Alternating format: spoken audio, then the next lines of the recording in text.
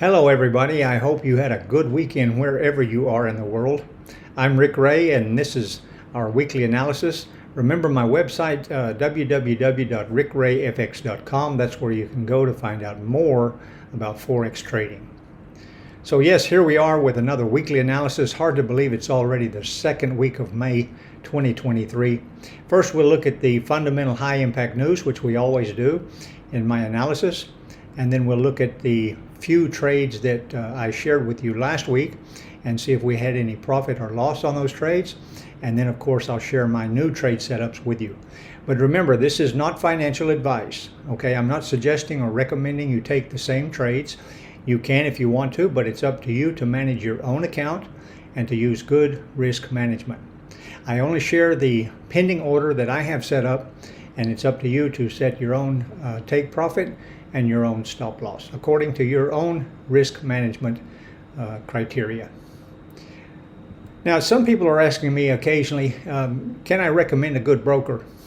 And I always tell people, look, I've been with these guys for more than 5 years. It's Fullerton Markets. So you can find the link below this video down at the bottom, and you can sign up with them and have a look, see what you think. But they're great. They are a multi-asset broker. You can trade more than 200 different assets. Of course, all the currencies, some cryptos, 80 different stock CFDs, and the metals, of course, gold, platinum, silver. It's provides everything. And their support is great. They are a global broker. And I have clients in more than 25 countries around the world who are using Fullerton Markets. So that's my recommendation. Okay? All right, let's have a look at the trades from last week. But before we do that, it's always prudent that we look at the forexfactory.com website to see what the high impact news items are going to be that we need to be aware of. And there's several things coming out. First of all, nothing on Monday. Great. A nice bit of a break from last week. Nothing on Tuesday, but then on Wednesday we have the CPI data on the U.S. economy, and then on Thursday we have the interest rate is likely to be raised 25 basis points for the British pound, and then on Thursday we have the new jobless claims that comes out on a weekly basis every Thursday, and then Friday some more data. All right, so these times you see here on the screen, as I always say, these are Asian times. If you live in Laos, Vietnam, Thailand, Malaysia, Singapore, otherwise check forexfactory.com for your local times and be sure and be aware of these high impact news items. So the trade setups that I shared with you last week, I had a sell limit on gold. All right, remember I said, I believe in the last video, somebody quoted me on this one, gold is officially bearish, and it was for 3 days. So I had a sell limit on gold, and it did execute. You see where the arrow is. It came up a little bit, the pending order opened, and then it went down for a profit of 135 pips. And then that was all she wrote.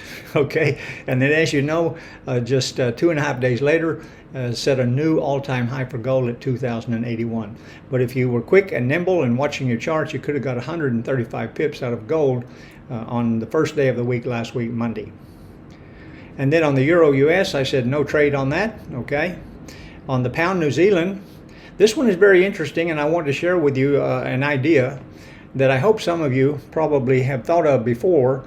On the Pound New Zealand, it didn't hit the pending order, okay, which was at 2.0375, just missed it by a few pips, and then it made a rocket move down to the bottom and would have been a great trade, even though it did pull back some midweek, but it continued down. Now, if you're watching this and you have my pending order set and you see that it's starting to drop, you could go ahead and take a small trade, even though the pending order did not open.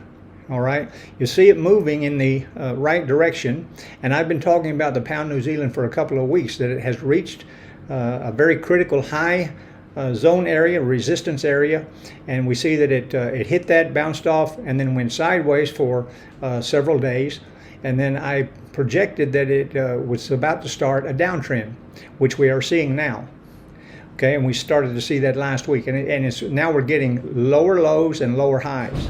So we could see an end to that bullish run, long bullish run that the pound New Zealand was on, and change in direction. But the point being here, if you see that just missed your pending order by, just 3 or 4 pips, go ahead and take a small trade. Go ahead and take a small trade in the right direction, and it might work out very well for you.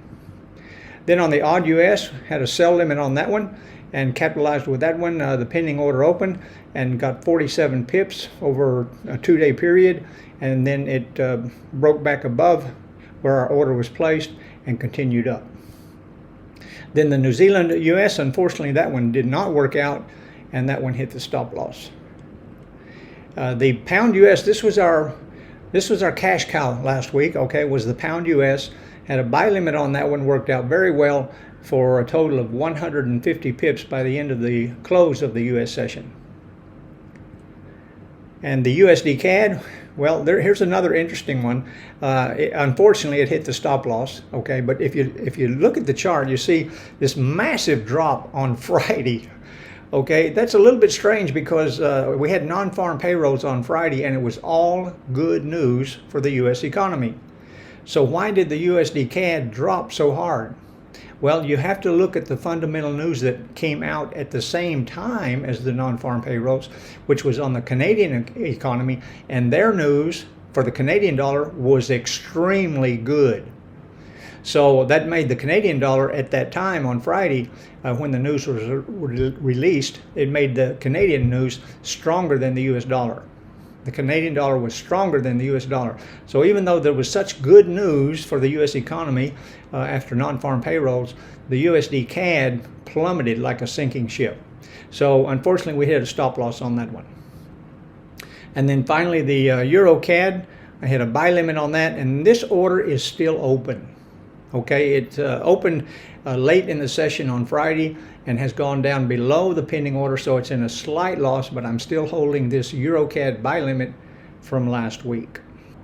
Now let's have a look at the pending orders that I have set up, the new trade setups for this week beginning the 8th of May 2023, and I have a buy limit.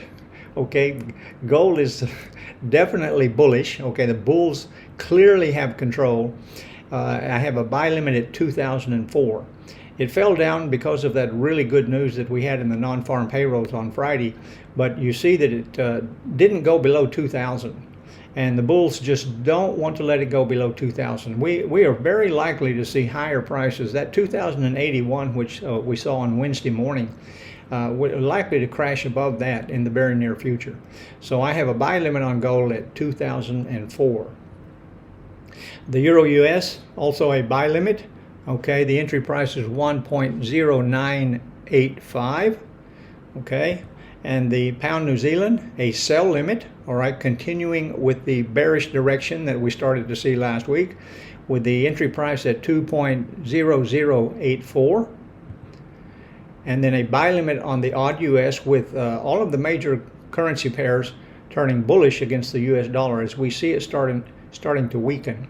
A buy limit on the odd US with the entry price at 0.6710, and a buy limit on the New Zealand US at 0.6265, and on the pound US, continuing that bullish run, a buy limit on the pound US dollar with the entry price at 1.2585.